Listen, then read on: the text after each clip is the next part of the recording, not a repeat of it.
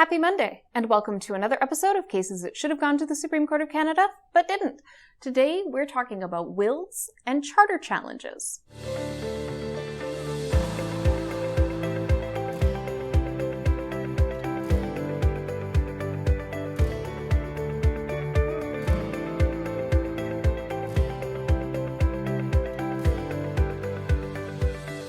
Cases that should have gone to the Supreme Court of Canada, but didn't.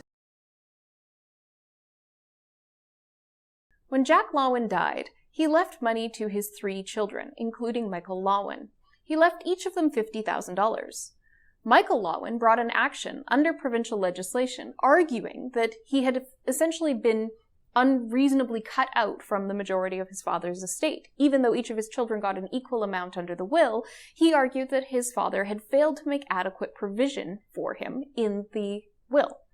Under provincial legislation, almost every province in Canada has legislation that allows a child to challenge the will of their parent if inadequate provision has been made for their support after their death.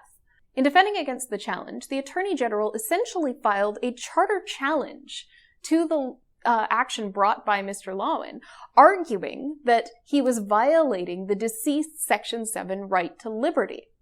They applied Section 7 of the Charter to say that a person who is deceased has liberty to distribute their estate the way that they want, and that an action like that could not be brought in circumstances where somebody's just unhappy with the amount of money that they've received, because otherwise it would constrain the liberty of the deceased person to distribute their assets the way that they see fit. It's a fascinating use of the Charter, where essentially a government uses the Charter to stop an action of an individual on behalf of an individual who is deceased.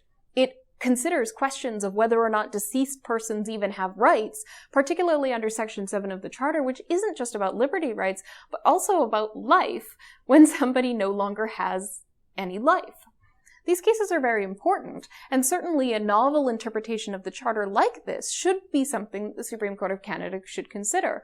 The question of whether a deceased person has charter rights raises other concerns about the way that deceased individuals might litigate charter challenges. For example, filing charter challenges on behalf of the estate of a deceased individual against the government, not on the behalf of surviving family members, to collect for actions that might have led to the death of that individual. This isn't a classic interpretation of a wrongful death action, but rather charter litigation on behalf of a deceased person. There are all sorts of avenues that this type of ruling could open up for litigation, and the Supreme Court of Canada ought to have chimed in on just exactly how many charter rights apply to individuals who have died, and how charter rights are supposed to be adjudicated on behalf of deceased individuals.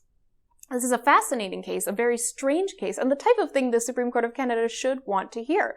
Novel charter cases are exactly what falls within the test for leave at the Supreme Court of Canada, but unfortunately was not granted in this case. It'll be interesting to see the impact and the way that the ruling in this case plays out and spills over into other legal contexts. Cases that should have gone to the Supreme Court of Canada, but didn't. Thank you for tuning in to another episode of Cases That Should Have Gone to the Supreme Court of Canada, but didn't. I'm Kyla Lee at Acumen Law Corporation. Thank you to Brazen Bull Creative for putting together these videos. Please like, subscribe, and share with your friends.